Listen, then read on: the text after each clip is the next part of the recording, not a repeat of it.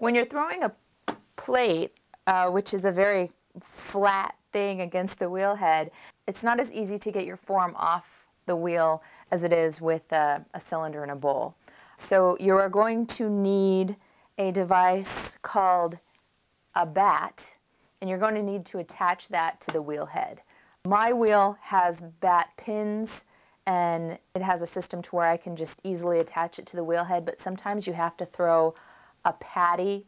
Basically, you're throwing a plate onto the wheel head, attaching the bat, and then you're going to be throwing your form on top of that. So there's also the possibility that you can go out and buy bats and bat pins and make the investment.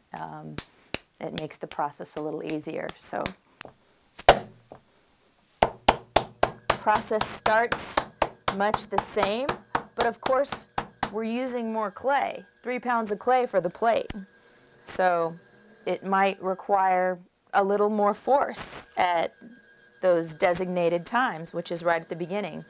So I'm just going to secure that to the wheel head first of all, and angle iron claw compression. 1, 2, 3, 4, 5, 6, 7, 8. So you can see where I'm exerting my force right on that 1, 2 count. 2, 2, 3, 4, 5, 6, 7, 8. Just because I'm using more clay doesn't mean I take longer centering. At least not with up to 3 pounds.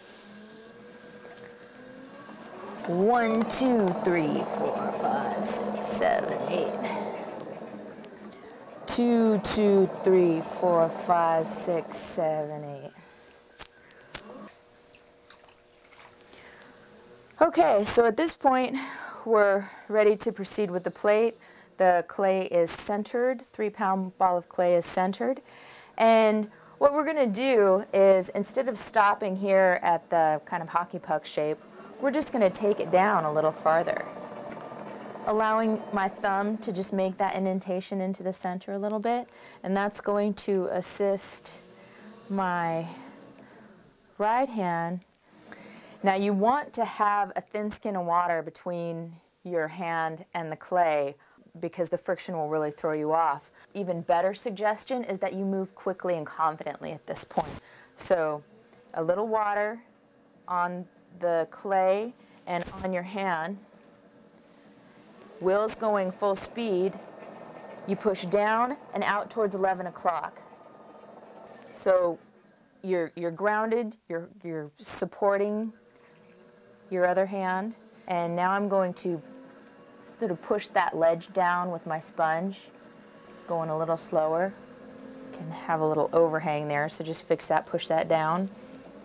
Add a little water, make a little divot for your hand to sit in, or your fist, and push out towards 11 o'clock. And we're working towards about 1/2 inch, so I'm going to stop there. Now if you're getting hung up and you're feeling the friction, just stop and add more water. So now I'm going to start compressing with my sponge.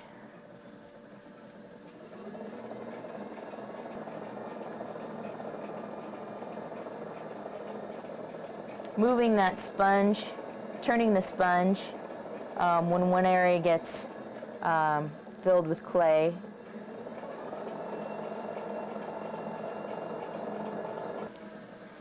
Now you want a good 1/2 inch at this point. If you make it too thin, it's just harder. It just makes things harder when you make them thinner.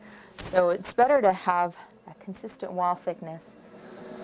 I do a lot of trimming with plates, and I find that, again, you have a form that's taking up more space. You might make it a little thicker than you would make a cylinder that's only 1 pound.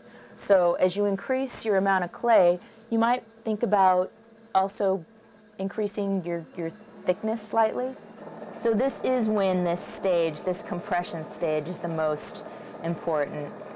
And you want to compress the heck out of the base so that you don't get those unruly S-cracks. You know, and you're really, at this point, you're exerting a fair amount of force onto the clay. So, you know, support one hand with the other, use your body weight to lean into it. So compression, compression, compression. I first compress with a sponge.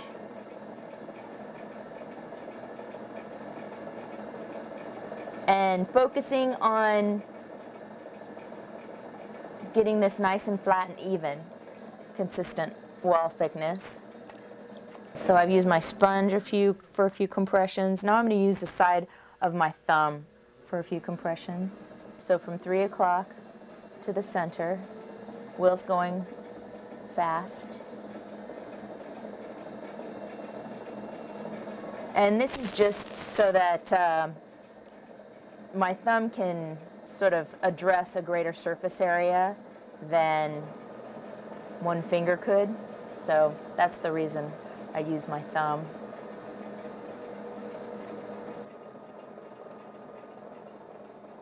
And finally, I'm going to use a rib. So you can use a wooden rib, you can come in with a fancy rib. I'll bring that in later, but right now I'll just compress with the wooden rib. So you can take it inside out, outside in. And this is going to really let you know if you got a flat surface here. Okay.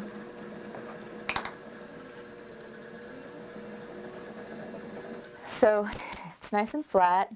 Now I'm going to cut under the side right about 3 o'clock with my right hand. I'm going to start with my pinky, followed by the finger next to it, and the middle finger finally. And they're just going to slide underneath that rim.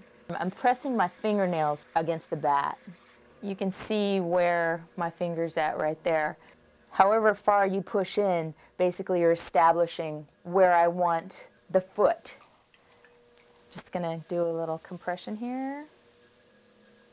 Now I'm going to take my wooden tool and I'm going to hold it at this angle. I'm going to put it underneath the wall and I'm just going to press the wall against the form where the wheel meets the bat. With that motion, I trimmed the base. So this is the action that we usually take at the very end when we're trimming the piece before we take it off the wheel. But since the plate is very flat at the very end, we're not going to be able to get under there. So we do it now. All right. Now I'm going to go ahead and compress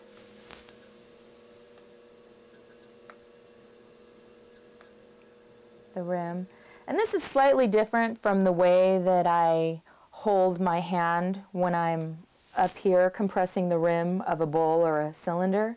Instead of being like this, just because of the shape of the plate, I actually twist my hand this way. And the next thing we do is a pull at the wall of the plate. This is a slow motion and I do it with completely dry hands.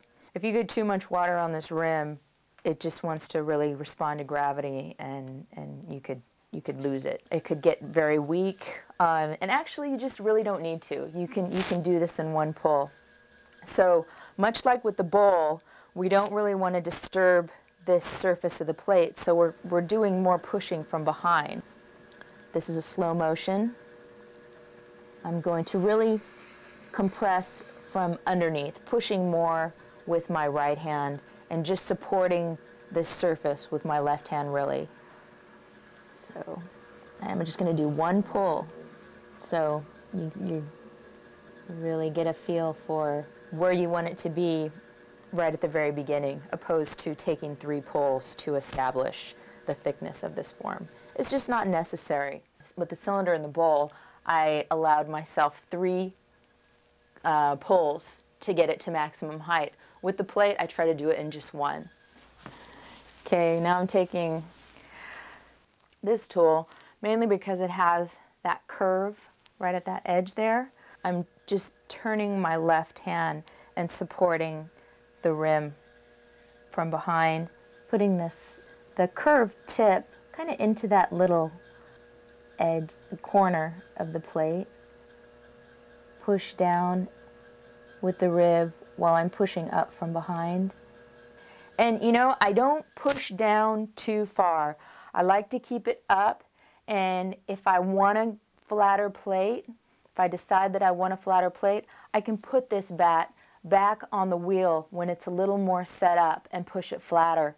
But if I push it too flat right from the get-go, sometimes it really responds to gravity and goes too far. So my last step is a little rim compression. Okay, and there we go. A plate. Take it off the wheel. So you wouldn't be able to do that if you didn't have a bat.